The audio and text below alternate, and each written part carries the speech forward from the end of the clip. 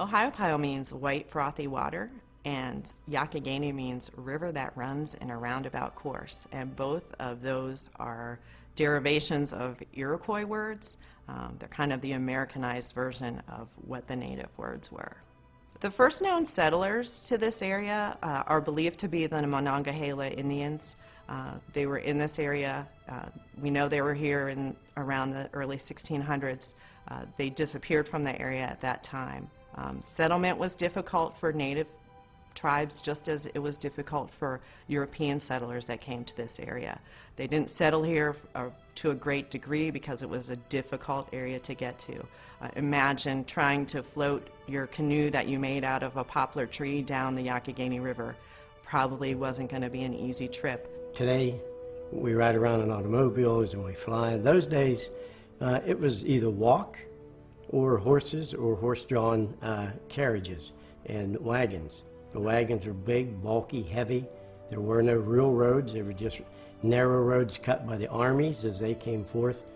And because of that, it was rutted and many times getting stuck and very difficult travel. And it was still the western frontier. It was wild lands with many uncertainties about safety and what people were going to do once they did get here. First things they had to do to clear land, they had to cut timber.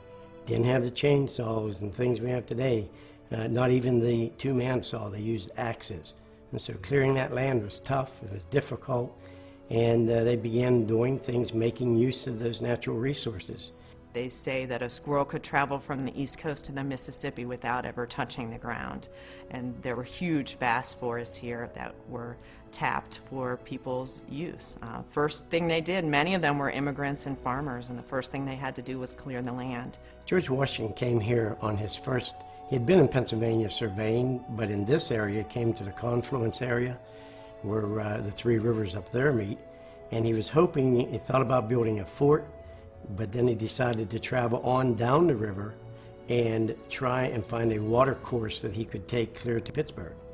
This, of course, was okay until he reached where today the present Ohiopyle is at our falls. And at this area, he discovered the falls were much harder and the rapids just impossible to travel with the type of boating that they had in those days.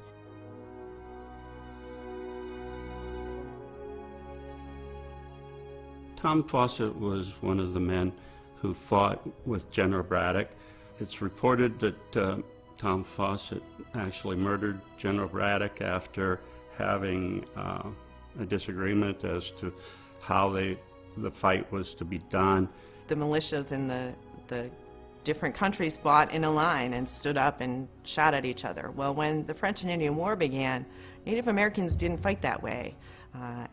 But General Braddock still felt that that was the way to fight, and some of his men thought that perhaps they should try some of the Native American tactics.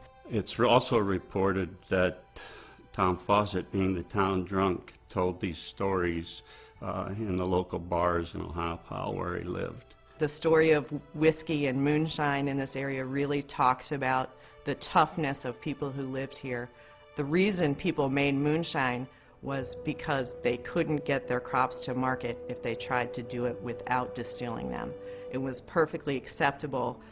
It was an accepted way to make money, and people in the government realized that if they wanted people to settle the western frontier, which is what we were, they had to allow people to get their crops to market by distilling them. There were lots of things being produced here, from wagon wheels to whiskey barrels and things like that, but there was not a good way to get them out of town.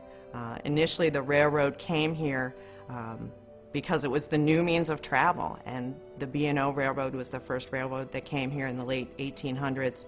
And when it came here, it was a great thing. The railroad really opened up and changed Ohiopyle forever. Up until the railroad reached Ohiopyle, it really was an isolated settlement, probably characteristic of many settlements along river gorges where you have a sawmill on a tributary taking advantage of that area. If you have a small flat, it could be some small hill farming going on. But when the railroad came in, all of a sudden settlement patterns changed, and changed dramatically. Pittsburgh was a steel town, and we wouldn't have had Pittsburgh being the great steel town if it wasn't for Fayette County, which is the county that the park is in. There were over 90 patch towns in Fayette County at the time of the Industrial Revolution, and most of those were centered around a coal mine and coke ovens, and coke is what is used to make steel. They needed basically baked coal to fire the steel industry, and we produced the vast majority of coal that ran Pittsburgh, and to some degree also the steel mills of Cleveland were produced here in Fayette County, and they traveled the railroad. Well, over time, that really had an impact on the water quality here. Dating all the way back into the 20s, when Ohiopyle House and when Ferncliff Peninsula Hotel, or Ferncliff Hotel, was there, they had annual botanical seminars. There were botanists from all over the country that came here to Ohiopyle. They realized the beauty and the natural history qualities of the Youghiogheny Gorge area and began building a state park around that core area of Ferncliff. Ohiopyle State Park was founded, really, the startings of it were in the 60s and early 70s. And back then, there was really a big goal for Pennsylvanians, and people across the country were really starting to get back outside. They took interest in spending money outside. They wanted to get outdoors and enjoy the outdoors. And so there was a big push in Pennsylvania to open state parks, and people found the Youghiogheny River and the Youghiogheny River Gorge. This was about the same time when boating was becoming really a new sport, and a lot of the innovations that have taken place in boating have happened here in Ohiopyle because we had this unique river, this unique system.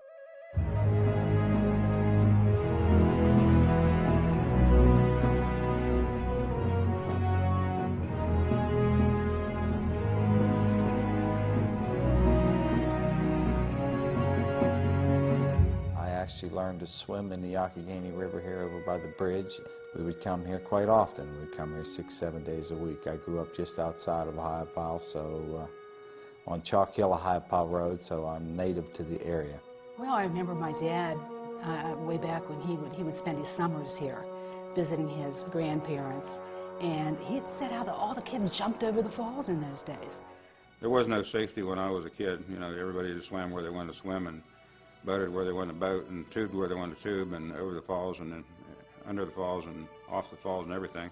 It was so different before the rafting companies, before the companies really got serious and regulated. We would always, I mean, we would go from here to Collinsville in truck tubes, you know, at night. There weren't any rules back then. We were kind of flying by the seat of our pants. There weren't any regulations. The park was here, but they were still trying to figure out just exactly what this rafting game was all about. We were looking at trying to develop some sort of a more organized passage system so that people would be spread out better on the river and there wouldn't be so much congestion in various rapids. This park was kind of like set aside in time. When they first designed the park, they were going to have ski resorts here and golf courses, and you know, a chain hotel was going to be built in town. Then they decided, you know, the Commonwealth made a conscientious decision not to develop parks.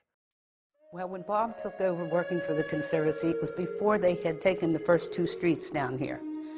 And he was in charge of, you know, tearing all those buildings and everything down. There was a lot of people that was very upset about all this. They didn't want to give up their farms. It wasn't a good time then, you know. There were a lot of people very mad about it. The infrastructure from '72 on was being added, sort of piecemeal.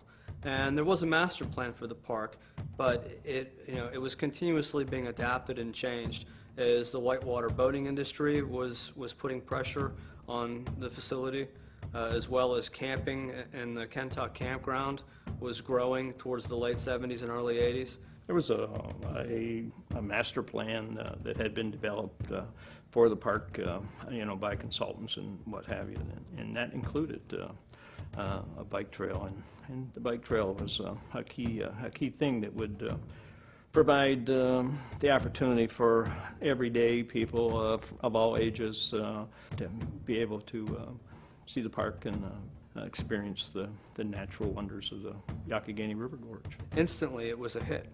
People were coming and and deciding that they're going to hike and bicycle along this great rail trail that provided access to the Youghiogheny River Gorge.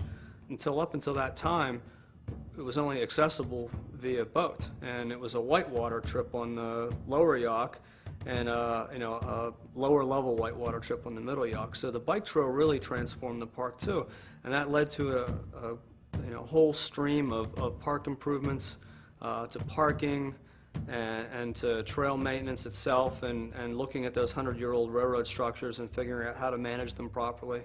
That railroad and what became the Great-Allegheny Passage wasn't even part of the original master plan, and yet today in 2008, bicycle usage along the trail within the park is greater than whitewater boating on the lower and the middle Yaugh.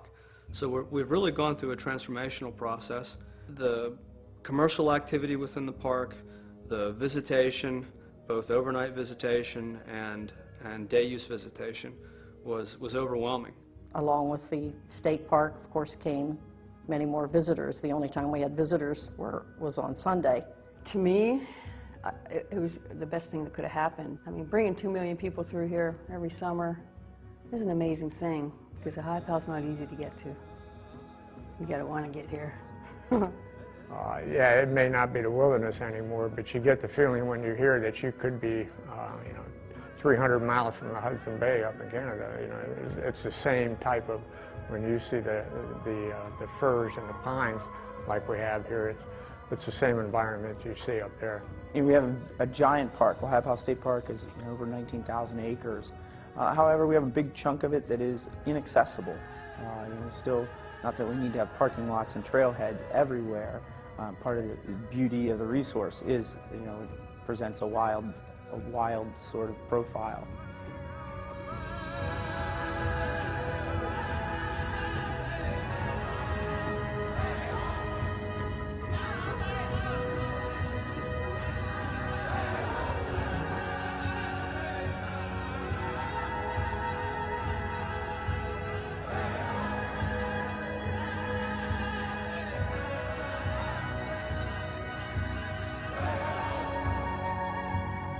The bottom line is we have consistent, incredible whitewater 365 days a year here. If you're a kayaking enthusiast, you don't need to go to Colorado. Colorado has whitewater for about 8 weeks a year. We have whitewater here every day of the year. You won't get bored, and you will always be challenged. The river is probably in the best shape now that I think it's been since they started mining coal. They even have the aquatic life now is restored to the point I don't think it's been this good since the 1800s.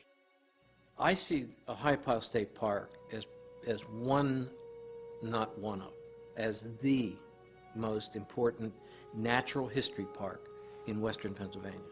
By far the best. A lot of parks offer great recreational venues, but they don't have the diversity of flora and fauna and geology that you would find in one of the larger resource-based parks.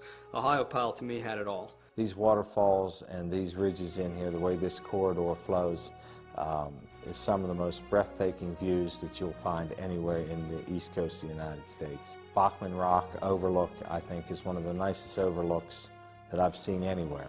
When you come down there, down Meadow Run, past Meadow Run, and see the falls, that's amazing to me. There's not a person that comes that goes rafting with us wouldn't die to have a house in Ohiopyle. They love it here. People do. It's got everything. There's something for the campers. There's something for the bikers, the hikers, for the historians, with everything in the area, from Fort Necessity to Frank Lloyd Wright's places.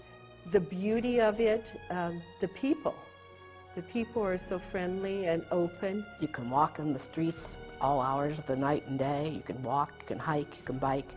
You can go to the river and just sit and read a book. You can go fishing in Meadow Run. For the natural beauty and the history here, you just have to come to this Ohiopyle area.